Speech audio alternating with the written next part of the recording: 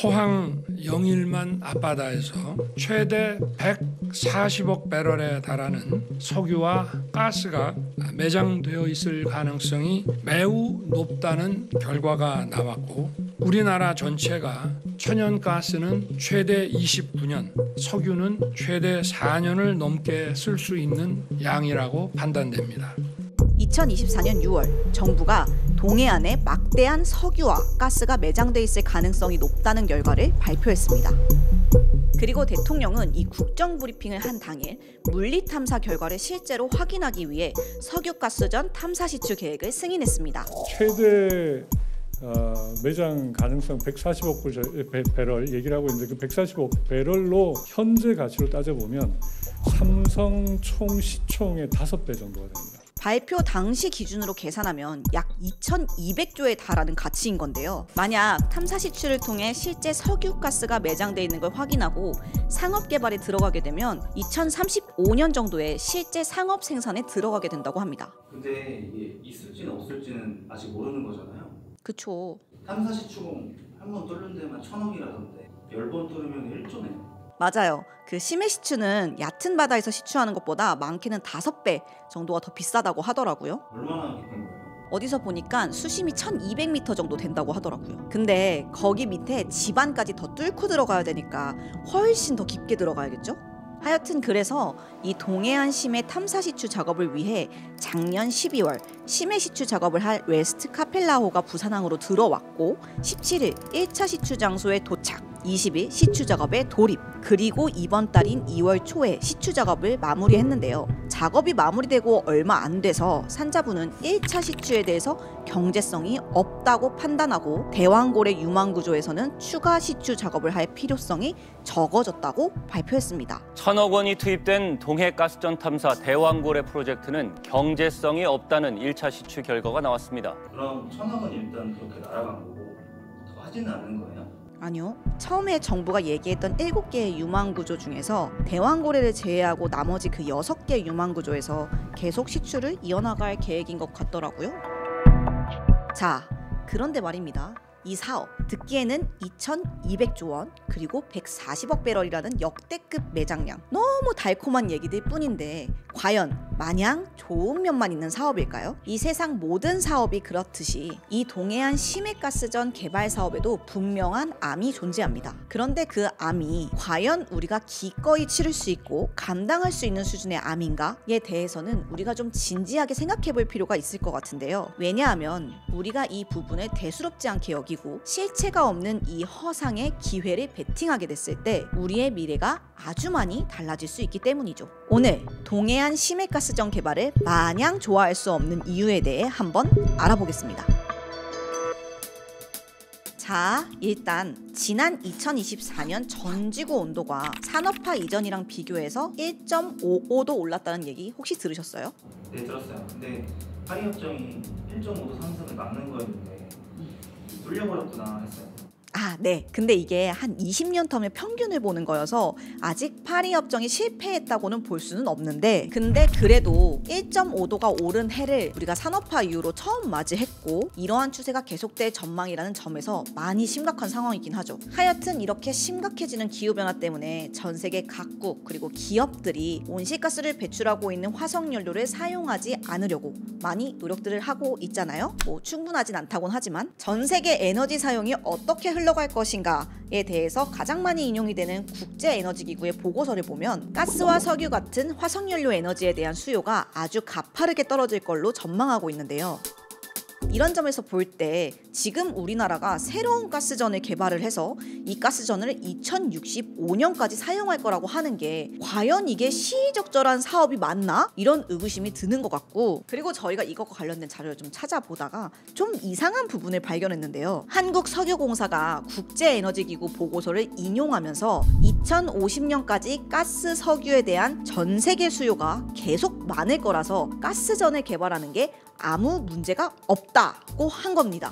근데 아까 수요가 줄어들 거라고 했던 것 같은데 둘이 얘기가 다른 거 아니에요? 네, 그러니까요. 근데 이게 왜 그런가 해서 보니까 국제에너지기구는 에너지 수요 전망에 대해서 여러 개의 시나리오를 발표하는데요. 대표적으로는 현 정책을 그대로 유지하는 시나리오, 그리고 탄소 중립을 달성하는 시나리오가 있어요. 근데 석유공사는 지금 현재 정책을 그대로 유지하는 시나리오를 근거로 석유가스가 계속 많이 사용될 거라고 얘기한 거더라고요.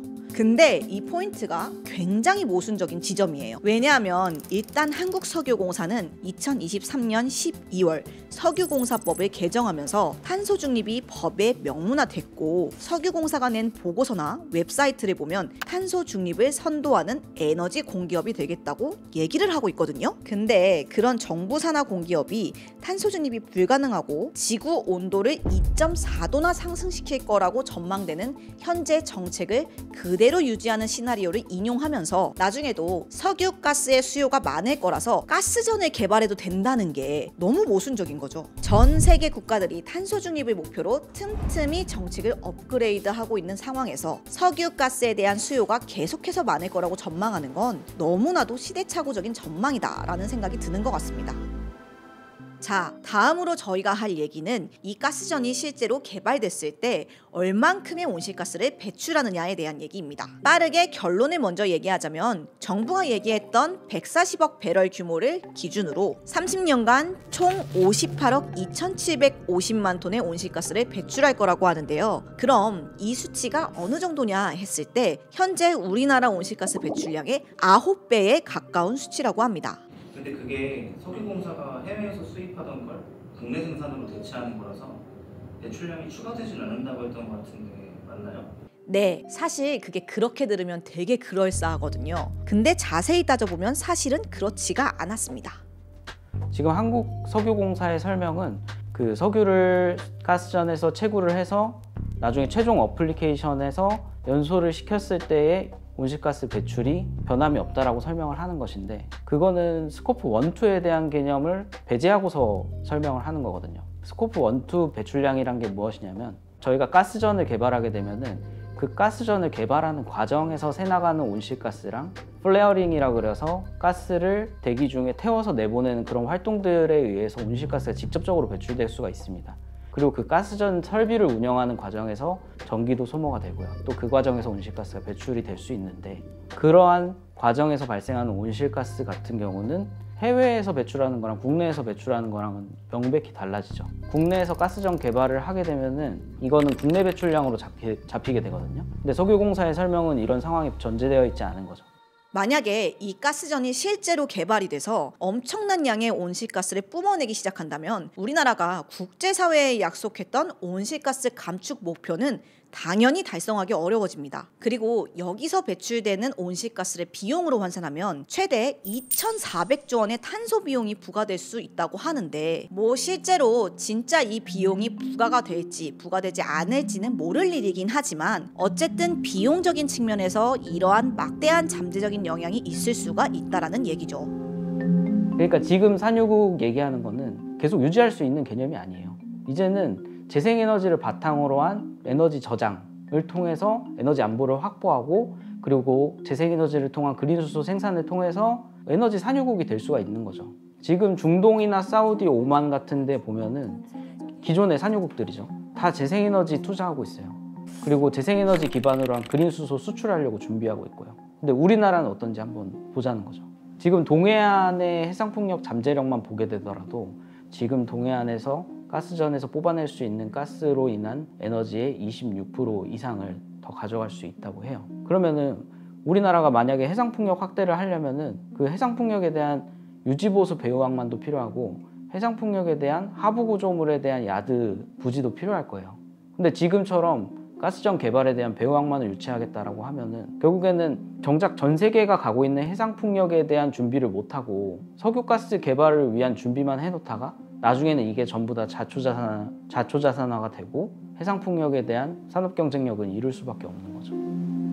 한국에너지공단에 따르면 우리나라 동해안의 해상풍력 기술적 잠재량은 약 76기가와트 정도라고 합니다. 원전 하나가 보통 1기가와트 정도라는 걸 감안하면 얼마나 많은 해상풍력 단지를 만들 수가 있는지 감이 오실 텐데요. 이걸 전기를 생산하는 양으로 따지면 한 해 221.9TWh 정도의 전력을 생산할 수 있다고 하는데, 이 정도면 우리나라 한 해 전력 사용량의 거의 절반 가까운 양을 만들 수 있는 거죠. 해상풍력 단지를 만드는 데는 현재 여러 가지 절차들이 많아서 약 10년 정도 시간이 소요된다고 합니다. 그러니까 지금부터 동해 쪽에 해상풍력 단지를 조성을 해야 2030년 중반부터는 우리가 해상풍력으로 전기도 쓰고 온실가스도 대폭 감축할 수 있는 거죠. 그렇게 해서 전기가 좀 남으면 그걸로 그린 수소를 만들어서 저장하거나 아예 철강산업 쪽에 주면 좋겠네요. 그럼 제일 좋겠죠?